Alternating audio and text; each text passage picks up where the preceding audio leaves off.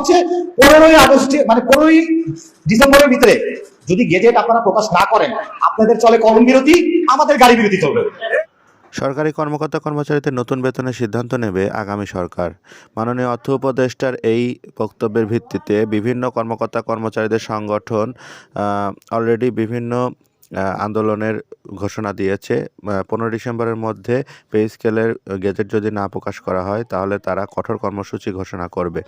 এরই ধারাবাহিকতায় বাংলাদেশ সরকারি গাড়ি চালক সমিতি একটি মতবিনিময় সভার আয়োজন করে এবং তারা ঘোষণা করে যে পে স্কেল না দিলে আর একটি সরকারি গাড়িও চলবে না। 2015 থেকে 2025 অদ্যাবধি 10 বছর পেরিয়ে গেছে, আমরা 11 বছরে পদার্পণ করতে গিয়েছি। এর ভিতরে কোনো পে স্কেল অতীত সরকার কিংবা বর্তমান সরকার বাস্তবায়ন করেনি, যার জন্য আমরা আন্দোলন সংগ্রাম সবকিছু করতে যাচ্ছি। প্রিয় সহকর্মীবৃন্দ, আপনারা দেখেন চাল 2015 সালে ছিল 38 টাকা কেজি, বর্তমানে সেটা গিয়ে দাঁড়িয়েছে 90 টাকা কেজি, অর্থাৎ 52 টাকা বৃদ্ধি পেয়েছে। কিন্তু আপনার আমার বেতন বৃদ্ধি পায় নাই 2 টাকা। সয়াবিন তেল 78 থেকে এখন হয়েছে 200 টাকা, অর্থাৎ 122 টাকা বৃদ্ধি পেয়েছে।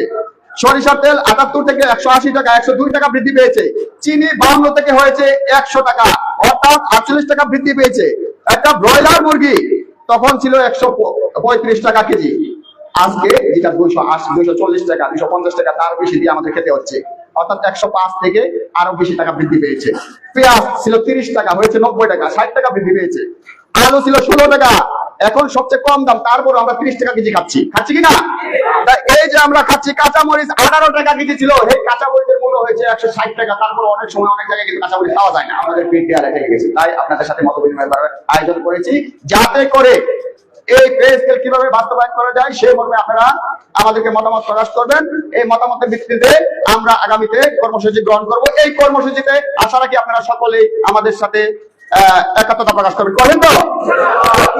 আমরা প্রত্যাশা করেছিলাম 2025-এর 15 ডিসেম্বরের মধ্যে এটা বাস্তবায়ন হয়, এবং দুর্ভাগ্যের বিষয় হলো সরকারের বিভিন্ন কর্মকাণ্ডের যে ধীরগতি, তাতে আমরা অনুমান করছি এই প্রক্রিয়াটি আরেকটু পিছিয়ে যাবে বা পিছিয়ে যাওয়ার একটা সম্ভাবনা আছে। আদায়ের জন্য সম্মিলিতভাবে সকল শ্রেণী পেশার মানুষকে, এই 8 লক্ষ কর্মকর্তা কর্মচারীকে একযুগে গভর্নমেন্টের উপরে বা সরকারের উপরে সে চাপটি প্রয়োগ করতে হবে, যার মাধ্যমে আমরা 2025 সালে আমরা আমাদের কাঙ্ক্ষিত পে স্কেলটি পেতে পারি। আপনি দেখেন উপজেলা লেভেল থেকে নিয়ে জেলা পর্যায়, বিভাগ এবং মানে মন্ত্রণালয় থেকে কোথায় সরকারি গাড়ি চালকের ভূমিকা নাই। আমরা 24 আওয়ার্স তাদেরকে সার্ভিস দেই, 24 আওয়ার্স। তাহলে আমাদের বেলায় কেন এত বৈষম্য? আমাদের বেলায় কেন তারা এত গরিবসি করবে? 5টা অফিস করে, আমরা কিন্তু ভোর 6টা, রাত 12টা, কখনো কখনো রাতে 2টা। কি ভাই, ঠিক না? তাহলে আমাদের যে সার্ভিস রুলটা আছে, বিএসবি সার্ভিস রুল, সেই রুলে আপনারা যদি একটু খেয়াল করেন, ঠিক আছে, একটা সরকারি গাড়ি চালক যদি আমরা হিসাব করি তাহলে 24 ঘন্টা একদিন, সেই জায়গার ভিতরে আমার মনে হয় না আমার গাড়ি চালক নেতৃবৃন্দ যারা আছে বা সাধারণ সদস্য আছে, রাত্রে ঠিক মতো 8 ঘন্টা সে বাসায় সময় দিয়ে ঘুমাবে, সেই সুযোগটা পায় না।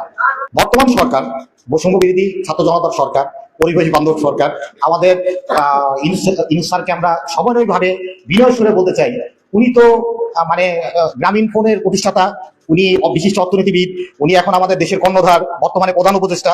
তাই আমি উনার দৃষ্টি আকর্ষণ করে বলতেছি, উনি আমাদের বিষয়টা একটু ভালো করে নিজে মানে পর্যবেক্ষণ করে দেখুক যে কি অমানবিক পরিশ্রম সরকারি গাড়ি চালকরা করে। তাদেরকে তাদের ন্যায্য পাওনা দেওয়া হয় না, তাদেরকে ব্লক পোস্ট প্রধান নামে তাদেরকে কলুষিত করা হয়েছে। সেই ব্রিটিশের আইন ধরে 1947-এর আইন ধরে চলবে কেন না? 47-এর আইন কেন চলবে আমাদের? আপনি না এখন বৈষম্য বিরোধী সরকার আমাদের ব্লক পোস্ট বিলুপ্ত করেন। আমাদের যার কোয়ালিফিকেশন ভালো আছে, আমাদের এখানে নতুন ছেলেমেয়েরা আসছে, কেউ ইন্টারমিডিয়েট, কেউ অনার্স, কেউ ডিগ্রি, মানে পোস্টটা যদি আপনি উন্মুক্ত করে দেন তাহলে সে উচ্চমান অফিস সহকারী, এমনকি সে মানে সচিব পর্যন্ত হতে পারবে। এটা হচ্ছে 15 ডিসেম্বরের ভিতরে যদি গেজেট আপনারা প্রকাশ না করেন, আপনাদের চলে কর্ম বিরতি, আমাদের গাড়ি বিরতি চলবে। আমরা যদি আপনাদেরকে সেবাটা না দেই, সকালবেলা না নিই, বা আপনাকে যখন সচিবে ডিউটি শেষে যদি আপনাকে বাসায় না নামায় দিই, আপনার এই দায়িত্বটা কে পালন করবে? কে? সরকারি গাড়ি চালক। প্রতিবাদ কি ভাই? আমি এই দায়িত্ব পালন করতে পারবো না। কেন ভাই? আমার তো ন্যায্য পাওনা পাই না, আমি ভাই গাড়ি চালাবো না। আমি 9টা 5টা অফিস করবো, আমার ওভারটাইম দিলের দরকার নেই, আমি 9টা 5টা আসবো যাবো।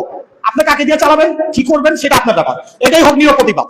এটা আমাদের পক্ষ থেকে আমাদের যে খামারবাড়ির সাধারণ সদস্য আছে তাদের সাথে আমি বুঝ পরামর্শ করে এই ধরনের দিক নির্দেশনা পাইছি বিদায় আমার কেন্দ্রীয় কমিটিকে জানানো হইলো যে আমাদের খামারবাড়ির এই 80-100 জন ড্রাইভার সবাই এক কথা বলছে, 15 ডিসেম্বরের ভিতরে যদি গেজেট না হয় বা আমাদেরকে এইভাবেই তাল বাহানা করে, তাহলে আমরা যার যার অবস্থান থেকে আমাদের প্রতিষ্ঠানে কর্মবিরতি মানে গাড়ি চালাবো না, 9টা 5টা সরকারি অফিস করব।